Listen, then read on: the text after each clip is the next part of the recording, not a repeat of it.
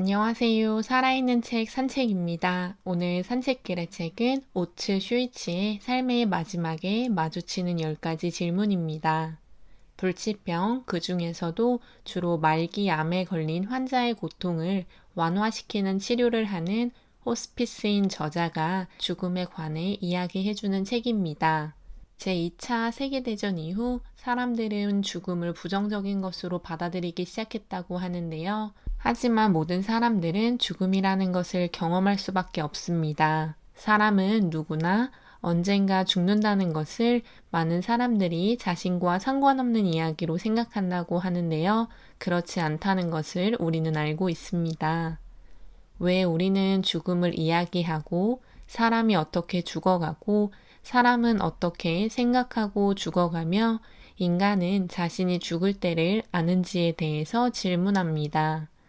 또한 건강에 신경을 쓰면 죽기가 어려운지 물어보고 있으며 우리가 왜 죽음을 생각하는지, 사후 세계는 존재하는지, 고독사는 불행한지, 영원한 삶은 행복한지, 죽음의 기적이 일어나는지에 대해서 이야기를 풀어가고 있습니다. 1000명의 사람이 죽음을 맞이하려고 한다면 죽음에 이르는 과정은 1000개가 있다고 합니다. 모든 사람들은 같은 방법으로 죽음을 맞이하지 않는다고 하는데요. 책에서 나오는 사람이 죽는 방법은 워싱턴 고통완화의료센터 조앤 린 박사가 말한 3가지로 크게 분류됩니다. 첫 번째는 암과 같이 장기간 신체 기능을 유지하고 마지막 2개월 정도에 급격하게 기능이 떨어지는 것이며, 두 번째는 심장질환이나 폐질환 말기처럼 급격하게 증세가 악화되는 현상이 반복되면서 서서히 기능이 떨어지고 마지막에 급격한 경과를 보이는 경우라고 합니다. 세 번째는 치매와 노쇠처럼 기능이 저하된 상태가 오랫동안 지속되다가 죽음을 맞이하는 것입니다.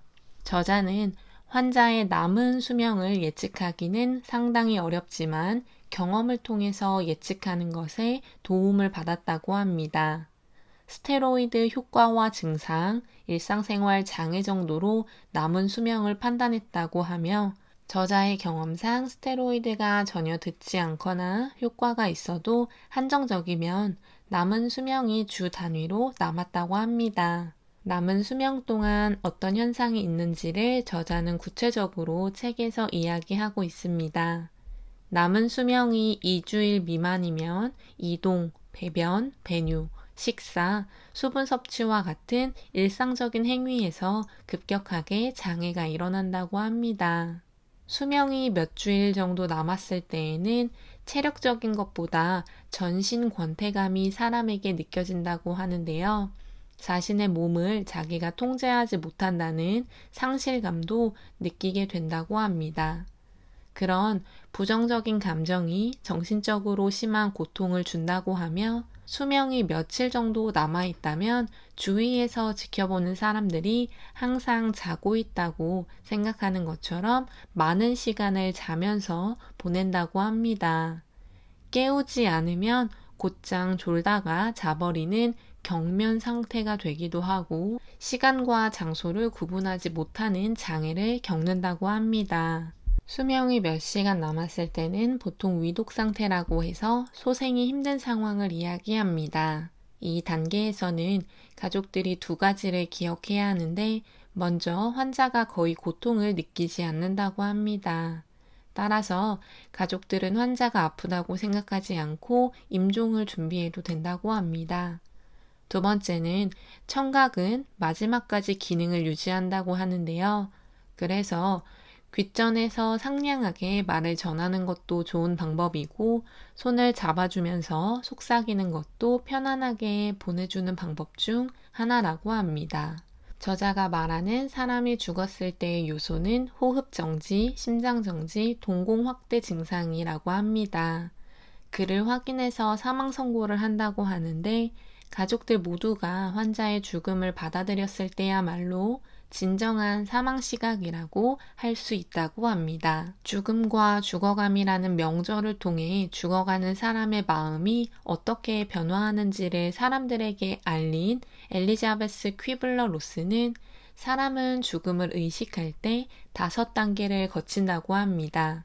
부정과 고립, 분노, 타협, 절망, 수용 이렇게 5단계라고 하는데요. 죽는 사실을 알려주면 환자는 먼저 부정한다고 합니다.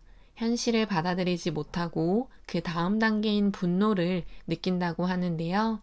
왜 자신한테만 이런 일이 일어나는지에 대해서 화내기 시작하며 다음은 타협의 단계를 거친다고 합니다. 의사와 신과 같은 존재에게 자신의 목숨을 구해달라고 타협하기 시작하는데 그 다음 감정은 그런 타협이 들지 않기 때문에 절망한다고 합니다. 마지막은 수용의 단계이며 현실을 받아들이게 된다고 하는데요. 죽음을 맞이하는 환자를 바라보는 가족 역시 이와 같은 감정을 느낀다고 합니다. 우리는 죽음이라는 것을 자연스러운 것으로 받아들여야 하는데 자연스러운 죽음, 있는 그대로의 죽음을 받아들이는 것이 쉽지만은 않다고 합니다. 하지만 죽는 것은 누구나 맞이하는 것이며 있는 그대로를 받아들이고 죽음에 대해서 이야기 나누는 것을 힘들어하지 않아야 한다고 합니다. 세계보건기구 WHO에서 건강을 신체적, 정신적, 사회적으로 완전히 양호한 상태에서 단순히 병에 걸리지 않거나 허약하지 않다는 것은 아니다 라고 정의를 하고 있는데요. 신체적, 정신적, 사회적으로 모두 양호한 상태를 유지하는 것은 쉽지 않습니다. 그래서 심신의 균형을 맞추는 것이 중요하다고 저자는 말합니다. 죽는다는 것을 패배하는 것이라고 생각한다면 우리의 인생은 패배로 끝나고 맙니다. 그런 인생은 아무도 원하지 않을 것이며 사람은 죽는 것을 피할 수 없다고 합니다. 따라서 죽음을 전제하고 우리는 행복하고 즐거운 삶을 살아가야 하는데요. 그냥 살아가는 것이 아니라 주어진 내 삶을 의미 있게 사는 것은 엄청나게 중요한 일이고 자신이 죽는다는 사실을 받아들이고 살아가는 기한 동안 잘 살고 싶다는 생각을 하면서 의미 있는 삶을 살기 위해서 노력해야 합니다. 가장 좋은 학습은 경험이지만 죽음을 우리가 경험으로 배울 수 없기 때문에 죽음을 경험할 때 우리는 초보자라고 하는데요. 따라서 살고 있는 인생을 충분히 누리고 의미 가득하게 살아야지만 내가 죽을 때 힘들지 않을 수 있다고 합니다. 무조건 장수한다고 좋은 것도 아니며 삶의 질을 어떻게 만들어 나가느냐가 중요하다고 합니다. 고독사가 외로울 것이라고 생각하지만 혼자 있을 때 느끼는 고독과 함께 있을 때 느끼는 고독 중에서는 후자가 훨씬 외롭다고 합니다. 또한 혼자서 죽음을 맞이하는 것 역시 외롭지 않을 수 있다고 하는데요. 빅터 프랭클이 말한 것처럼 자식이 없다고 인생이 무의미해지는 것은 아니다 라는 말을 저자가 인용하고 있으며 자식의 유무가 내 인생의 행복도에 영향을 미치는 것이 반드시 그렇지는 않다고 합니다. 고독하다는 것은 자유롭다라는 것을 의미하는 것이라고도 말하고 있습니다. 신부전으로 인해서 소변 한 방울도 나오지 않는 70대 여성은 보통 몇 시간 안에 죽음을 맞이한다고 합니다. 그런데 이 여성은 168시간이 지나고 죽음을 맞이했다고 하는데요. 딸과 아들의 사이가 많이 나빠서 엄마의 죽음도 각각 알려야 했는데 마지막 엄마의 병실에서 자녀 2명이 붙어 함께 이야기를 나누는 것을 저자와 간호사는 보았다고 합니다. 이런 상황은 죽음 앞에서 일어날 수 있는 기적이라고 하는데요. 정말로 죽기 전에 꼭 봐야 하는 사람이 있을 때에는 그 사람을 기다리고 보고 난 후에 숨을 거두는 경우도 있다고 합니다. 2011년에 출판된 책으로 사람들이 부정적으로 생각하는 죽음에 대해서 이야기하고 있으나 거부감 없이 읽었습니다. 책에 나온 이야기처럼 사람은 누구나 죽게 되고 장수한다고 해서 행복한 것도 아니고 단명한다고 해서 불행한 것도 아닙니다. 죽음이라는 것이 당연한 것임을 알고 어떻게 살고 있는 인생을 만들어 가느냐가 훨씬 더 중요합니다. 죽는 순간 행복하게 평온한 미소를 지으면서 죽음을 맞이할 수 있도록 살기 위해 어떻게 해야 하는지를 우리는 모두 생각해보고 그런 삶을 살기 위해 노력해야 합니다. 오늘 산책길의 책은 오츠 슈이치의 삶의 마지막에 마주치는 10가지 질문이었습니다. 감사합니다.